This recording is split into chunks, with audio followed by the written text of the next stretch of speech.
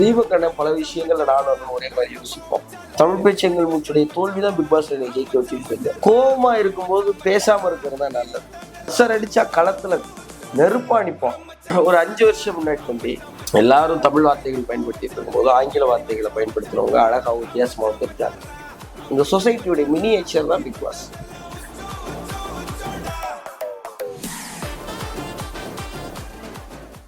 நிறைய big pass கண்டஸ்டன்ஸே சொல்லியிருக்காங்க முத்துக்குமரன் வந்து 100% விளையாட மாட்டாரு, 200% விளையாடுறாரு. ஸோ அந்த மாதிரி நேர்மையா ஒரு விஷயம் பண்றப்ப சம்டைம்ஸ் நம்மளுக்கு அந்த ரிசல்ட் கிடைக்கலன்னா நிறைய பேர் சோர்ந்து போயிடுறோம். ஸோ அந்த மாதிரி நிலைமையில இருக்கவங்களுக்கு நீங்க என்னென்ன அட்வைஸ் கொடுப்பீங்க? தோல்வின்னு ஒண்ணு கிடையவே கிடையாது.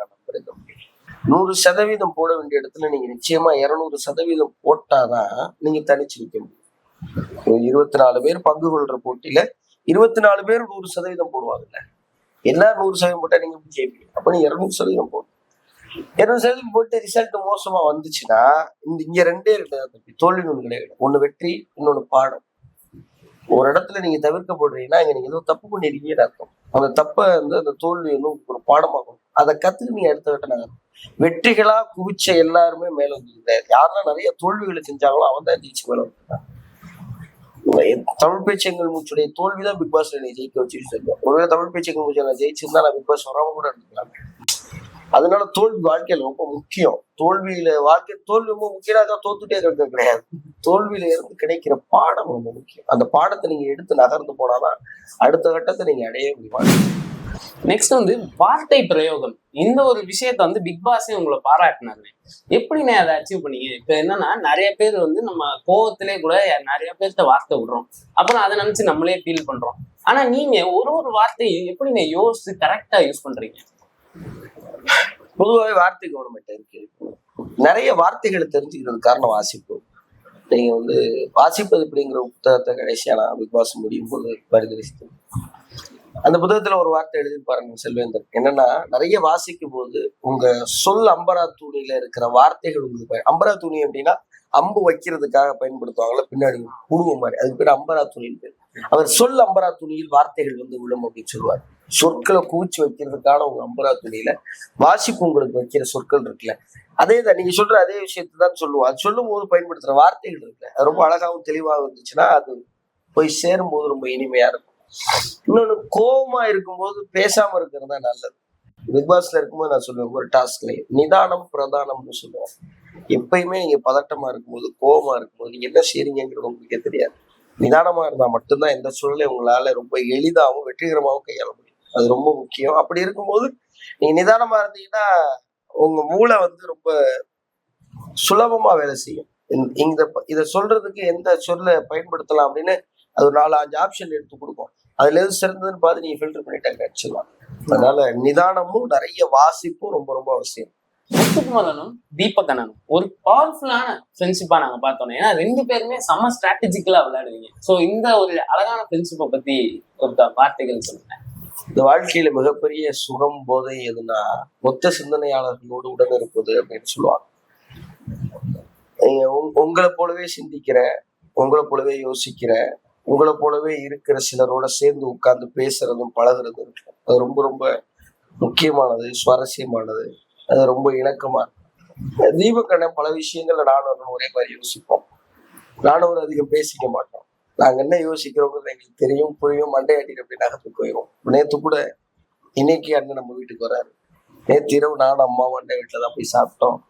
என் அண்ணனும் நானும் பிளாக் ஷிப்ல ஒரு நேர்காணல் கொடுத்துருக்கோம். அப்படி எனக்கு தீபக்கண்ணனுடைய நட்பு கிடைச்சதுக்கு நான் பெருமைப்படணும். ஆனா தீபக்கண்ணனுக்கு என்னால என்ன ஒரு பிரயோஜனம் இல்லை. ஆனா ஒரு சின்ன பையன் வளர்ந்து வரணும்னு அவர் என் மேல வச்சிருக்கிற அன்பு அக்கறை இருக்குல்ல, அதுக்கு வந்து நான் தான் நன்றி கிடையாது. நிறைய பேரு இவன் வாய் மட்டும்தான் அப்படின்னு சொல்லியிருக்காங்கன்னு நீங்களே சொல்லியிருக்கீங்க. இன்னுமே நிறைய பேர் சுத்தி இருக்கவங்க அப்படிதான் தாழ்த்துறாங்க. சோ இந்த மாதிரி சூழல்ல இருக்கவங்களுக்கு நீங்க என்ன சொல்லுங்க? பிக் பாஸ் தான் சொன்னார், வீட்டுக்குள்ள போற்றுவோர் போற்றட்டும் பொழுது வாரி தூற்றுவோர் தூற்றட்டும்னு நீங்க நகர்ந்து போறது நல்லா இருக்கு போறப்ப நீங்க என்ன செஞ்சாலும் அந்த உலகம் குறை சொல்லுங்க. யாரை பத்தி விமர்சனம் இல்லைன்னு நினைக்கிறீங்க? அப்துல் கலாம் ஐயா விமர்சனம் இருக்கு. அப்துல் கலாம் ஐயாவை ஏற்றுக்கொள்ளாத மனிதர்கள் இருக்கிறார். கடவுளுக்கே விமர்சனம் இருக்கு. அப்புறம் நீங்க ஏமாத்தணும். நீங்க செய்யற உங்களுக்கு மேல வர விமர்சனங்கள் இருக்குல்ல, அதெல்லாம் நீங்க கேட்கணும். கேட்டது நியாயமான விமர்சனங்கள் இருக்குல்ல, அதை கன்சிடர் பண்ணணும். அதை நீங்க எடுத்து அதை நீங்க ஆய்வு செஞ்சு உண்மையிலேயே நம்ம மாத்திக்க வேண்டியது இருக்கான்னு தெரிஞ்சு மாத்திக்கிறதா நீங்க முன்னோக்கி நகர்ந்து செல்வதற்கு உங்களுக்கு பயன்படும். அது இல்லாத வெற்று விமர்சனங்கள் இருக்குல்ல, சும்மா அவங்களை திட்டுறாங்கன்னு தெரியும், அதெல்லாம் பார்த்துட்டு சிரிச்சுட்டு போயிடணும், கடந்து போயிடணும். அதுக்காக நேரத்தை செலவிடுறது, அதுக்காக நேரத்தை வீணடிக்கிறது முட்டாள்தனம். நெக்ஸ்ட் வந்து பர்சனல் தாட்ஸ் அண்ட் கேம் பிளேவை நான் தனித்தனியா பாக்குறேன் அப்படின்னு நீங்க பிக் பாஸ்ல வந்து சொல்லியிருந்தீங்கன்னா, இப்ப அந்த ஒர்க் லைஃப் பேலன்ஸை வந்து நிறைய பேர் பண்ண தெரியல. ஸோ நீங்க அங்க என்ன ஸ்ட்ராட்டஜைஸ் பண்ணீங்க, அது எங்களுக்கு இங்க எப்படி யூஸ் ஆகும்? பொது வாழ்க்கைக்கு நீங்க பிக் பாஸ் வேற, பொது வாழ்க்கை வேற. ரெண்டையும் நீங்க ஒப்பிட்டு இப்ப நீங்க கேட்கறீங்கன்னா அப்படி கூட சொல்லலாம். இருகப்பற்றுன்னு ஒரு படம், இருகப்பற்றுங்கிற ஒரு படம், அந்த இருகப்பற்று படம் முழுவதும் இல்வாழ்க்கையுடைய சிக்கல்களை எடுத்து பேசின ஒரு திரைப்படம். அப்போ அவர்கிட்ட கேட்டேன், ஏன்னா கணவன் மனைவி உறவுக்காக உழைக்கணும்னு நீங்க நினைக்கிறீங்களா அப்படின்னு அந்த இயக்குனர் நான் கேட்டேன். அப்போ அவர் சொன்னாரு, கண்டிப்பா உழைக்கணும் தம்பி, நீங்க 8 மணி நேரம் அலுவலகத்துல எதுக்கு வேலை செய்யறீங்க, உங்க வாழ்க்கை நல்லா இருக்கணும். அப்ப வாழ்க்கையாவே இருக்கிற கணவனுக்காகவும் மனைவிக்காகவும் நீங்க உழைக்கல அப்படின்னு கேள்விக்கிட்டேன். அது ரொம்ப சரியா இருக்கு. அததான் பிக் பாஸ்ல சொன்னேன், பர்சனல் லைஃபும் கேமும் வேற. கேம் பிளே அப்படிங்கிறது, இப்போ பிக் பாஸ்ல ஒரு டாஸ்க் கொடுக்குறாங்கன்னு வைங்களேன், அது ஆபீஸ்க்கு போற மாதிரி, நீங்க வேலைக்கு போற மாதிரி, அந்த வேலையை நீங்க செஞ்சுதான் ஆகணும். ஆனா அதனால உங்க தனிப்பட்ட வாழ்க்கை பாதிக்கப்படுதா படலையா அப்படிங்கிறத நீங்க ரொம்ப கவனமா இருக்கணும். இப்ப டாஸ்க்ல வந்து சிங்கிளாக ஒரு டாஸ்க் விளையாடுறோம், நானும் ஜெஃப்ரியும் கட்டி பிடிச்சி உருண்டு இருக்கோம், நானும் விஷாலும், நானும் அருணும், நானும் பவித்ராவும், நாங்க எல்லாருமே வந்து பிறண்டு இருக்கோம்.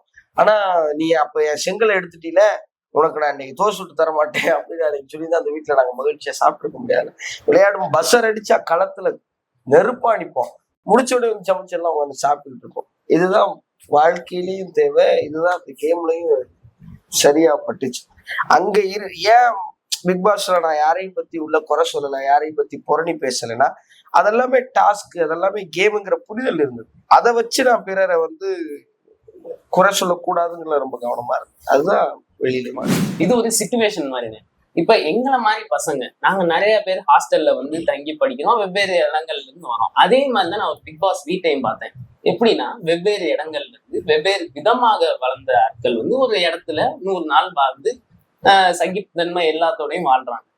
இப்ப எப்படின்னு நீங்க ஸ்டார்டிங்ல இருந்து எண்டு வரைக்கும் அவங்களோட அடாப்ட் பண்ணி through out the journey travel பண்ணீங்க? ஏன்னா இங்க நிறைய பேருக்கு கஷ்டப்படுறாங்க அடாப்ட் பண்றது சுத்தி இருக்கவங்களோட. பிக் பாஸ் வந்து இந்த சமூகத்தினுடைய ஒரு மாதிரி தான், இந்த சொசைட்டியுடைய மினியேச்சர் தான் பிக் பாஸ். நீங்க தினந்தோறும் வெளி உலகத்தை போய் சந்திக்கிறீங்க, பல்வேறு விதமான மனிதர்களை சந்திக்கிறீங்க. எல்லாருமே உங்களோட, இப்ப நீங்க சொன்ன ஹாஸ்டல் மாதிரி ஒவ்வொருத்தருக்கும் இருக்குல்ல, சிலருக்கு அலுவலகம் இருக்கு, உங்களுக்கு விடுதி இருக்கு, சிலருக்கு கல்லூரி இருக்கு, சிலருக்கு பணியிடம் இருக்கு, சிலருக்கு பேருந்து, சிலருக்கு ரயில்னு, எல்லாரும் வெளி உலகத்துல போய் பல்வேறு விதமான மக்களை சந்திக்கிறோம். அப்ப அவங்களோட இணக்கமா இருக்க வேண்டிய தேவை இருக்கு. இந்த சமூகத்தோட நீங்க ஒன்றி செல்ல வேண்டிய அவசியம் இருக்கு. அது உங்களுடைய வாழ்க்கைக்கும் சரி, பொது வாழ்க்கைக்கும் சரி, உங்க அலுவல் பணி நல்லா இருக்கிறதுக்கு சரி, பிறரோட இனிமையா பழகுனா தானே அவங்களோட நீங்க சகஜமா இருக்க முடியும். ஒரு சூழல்ல உங்களால இன்னொருத்தர் கூட பழகவே முடியலன்னா அந்த இடம் ரொம்ப இறுக்கமாயிருமே. அந்த இடமே உங்களுக்கு இறுக்கமா இருந்தா உங்களால எப்படி முழுசா அதுல ஈடுபட முடியும்? நீங்க முழுசா அதுல ஈடுபடணும், உங்களை வெளிப்படுத்திக்கணும், பிறரை முழுசா தெரிஞ்சுக்கணும்னா முதல்ல இணக்கமாகிறது ரொம்ப முக்கியம். முடிஞ்ச அளவுக்கு எல்லாருடைய இனிமையாவும் இணக்கமா இருக்க வேண்டியது கட்டாயம் நான் நம்புறேன். அதை நான் வீட்டுக்குள்ள செஞ்சேன். முத்துக்குமரன் அப்படின்ற ஒரு நபர் எப்படி மத்த இன்ஃபுளுசர்ஸோட தனிச்சு நிக்கிறாரு நீங்க நினைக்கிறீங்க? அது வந்து உங்க மக்களை வந்து தேடி வர வைக்குது. அண்ட் உங்களோட ஃபர்தர் பிளான்ஸ் என்னன்னு உங்களுக்காகவும் அண்ட் நம்ம ஊருக்காகவும்? முத்துக்குமரன் எங்க தனிச்சு தெரிகிறார் அப்படின்னா, என்னுடைய மொழிதான் நினைக்கிறேன். முத்துக்குமரன் மாதிரியான வட்டார வழக்கோட சேர்த்து கொஞ்சம் தமிழும் நல்லா பேசுற ஒருத்தர் இதுவரைக்கும் சமூக ஊடகத்தில் இருக்கிறாங்க நிறைய பேர். சமூக ஊடகத்துல யாரும் பிரபலம் ஆகல.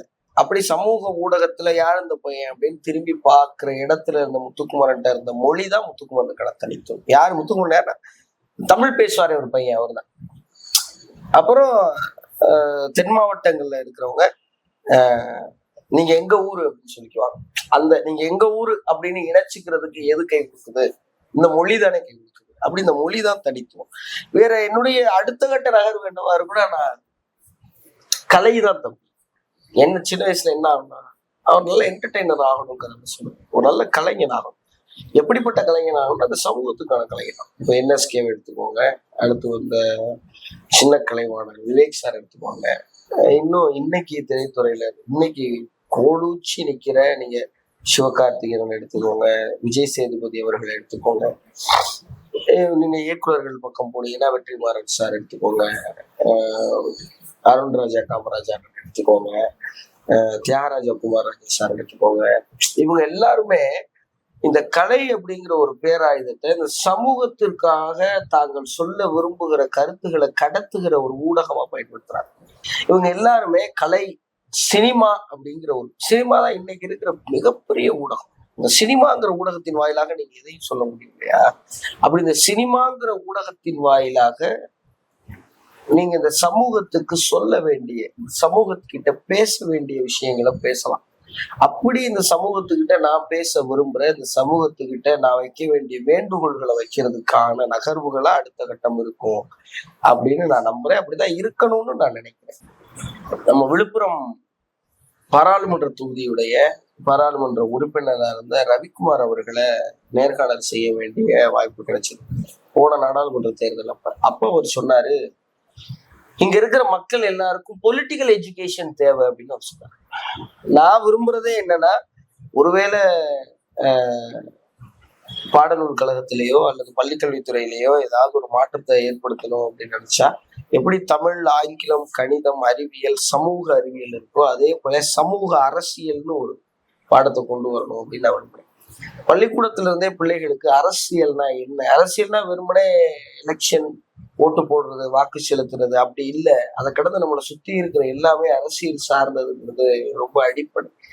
நிறைய பேர் அரசியல் ஐயோ அப்படின்னு நகர்ந்து போறது உண்டு. ஆனா அரசியல் இல்லாம இங்க என்ன இருக்கு? இப்ப நம்மளை சுத்தி இருக்கிற எல்லாத்துக்கும் பின்னாடி அரசியல் இருக்கு. இப்ப இந்த சுத்தி இருக்கிற எல்லா பொருளுக்கும் நீங்க ஒரு வரி கட்டியிருக்கீங்க. அந்த வரி என்ன, திருப்பி உங்களுக்கு என்ன திரும்ப வருது? நீங்க உடுத்தி இருக்கிற உடையில இருந்து, நீங்க பாக்குற கடிகாரத்துல இருந்து, இங்க இருக்கிற இந்த செடி, இந்த வீடு, இந்த கட்டடம், இந்த பொம்மை, இந்த புத்தகம், எல்லாத்துக்கும் பின்னாடி அரசியல் இருக்குல்ல. அப்படி எல்லாத்துக்கும் பின்னாடியும் காரணமா இருக்கிற, எல்லாத்துக்குமான மூலமா இருக்கிற, எல்லாத்துக்குமான ஒரே பிம்பமா இருக்கிற அந்த அரசியலை பத்தி நமக்கு தெரியவே இல்லைங்கிறது எவ்வளவு பெரிய வேலை.